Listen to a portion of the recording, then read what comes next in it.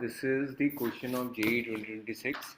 वैसे तो जेई 2026 में बहुत सारे questions are worth thinking, but this is one of them. तो लेट्स सॉल्व द क्वेश्चन।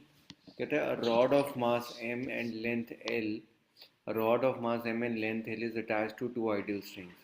ये यहाँ पे रॉड है और जिसको हमने अटैच किया है, जिसकी जो लेंथ है वो हमको दी हुई है, वो l है और उसका मास भी हमको गिवन है। कहता है find tension in the left string. Left string मतलब ये वाली, तुमने यहाँ पे टेंशन की वैल्यू वैल्यूएट करनी है just after right string is cut. तो जब ये राइट स्ट्रिंग को कट करेगा तो ऑब्वियस सी बात है कि इस रॉड में कुछ ना कुछ टॉर्क जनरेट होगी। तो देखते हैं कैसे करना है। लेट अस सपोज अगर हम लेफ्ट स्ट्रिंग की बात करें तो ये सिस्टम कुछ इस तरीके से बन जाएगा, कुछ ऐसे बन जाएगा। सिर्फ लेफ्ट स्ट्रिंग रह जाएगी और जो राइट स्ट्रिंग है वो तो कट हो जाएगी। तो यहाँ पे मास है कैपिटल M। फिर हम इक्वेशन लगाएंगे, सिंपल इक्वेशन। वो क्या होगी, वेट नीचे की तरफ लग रहा है mg और टेंशन ऊपर की तरफ है minus T, should be equal to m into A. Single string की इक्वेशन बनाई, टेंशन पुलिंग फोर्स है mg minus T is equal to m into A हमारे पास क्या है, लीनियर एक्सीलरेशन है। ठीक है, अब जब स्ट्रिंग को कट किया तो इस रॉड के अंदर कुछ टॉर्क जनरेट होगी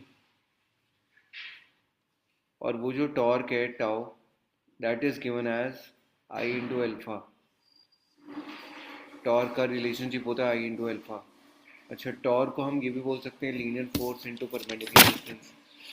अब यहाँ पे क्या होगा, force into perpendicular distance. Perpendicular distance ना सेंटर ऑफ मास से लेना तुमने, वो सेंटर ऑफ मास कहीं पे बीच में होगा।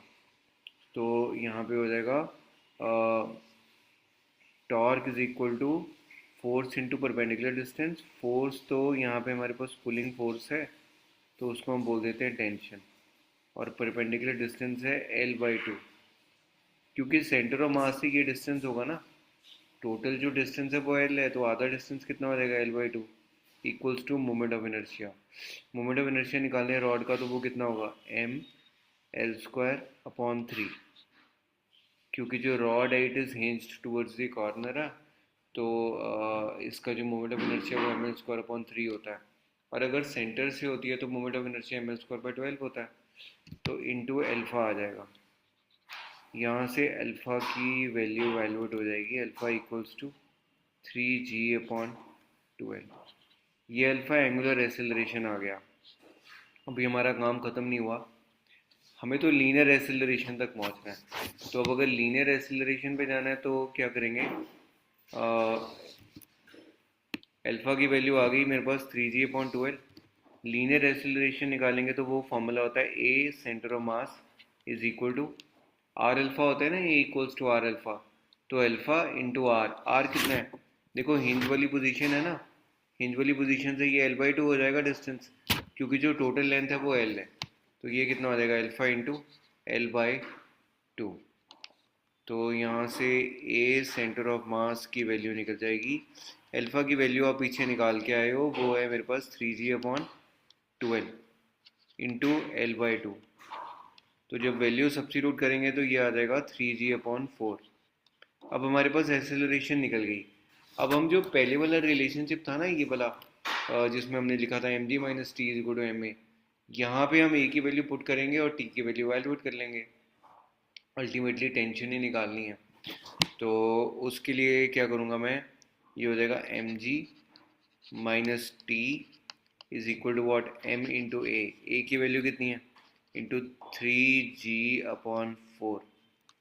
तो let's move on to the next slide. ये आ जाएगा mg minus T is equal to m into 3g/4। तो यहाँ से टेंशन की वैल्यू वैल्यूएट करेंगे, टेंशन की वैल्यू आ जाएगी m इंटू g/4। तो m इंटू g/4 मतलब आंसर क्या आया, कौन सी ऑप्शन है, ये B part is the correct answer. तो देखो ये इसमें हमने लॉज ऑफ मोशन के थोड़े से कॉन्सेप्ट को उसने यूज़ किया। पहले तो आपने सिंपल सी इक्वेशन बना ली, ठीक है। फिर इक्वेशन बनाने के बाद उसने एक रॉड को रोटेट करवा दिया, जहाँ पे भी रोटेशन आती है वहाँ पे टॉर्क आता है। टॉर्क का रिलेशनशिप होता है tau is equal to I into alpha. वहाँ से आपने अल्फा निकाला, अल्फा से आपने लीनियर एक्सेलरेशन की वैल्यू निकाली। जनरल जब एक ही स्ट्रिंग रह गई थी, जनरल इक्वेशन क्या बनी, m g minus T equal to m a. यहाँ पे आपने ए की वैल्यू सब्स्टिट्यूट कर दी और टेंशन की वैल्यू इवेलुएट कर ली। ठीक है, तो ये क्वेश्चन था वर्थ थिंकिंग जेई 2026 में।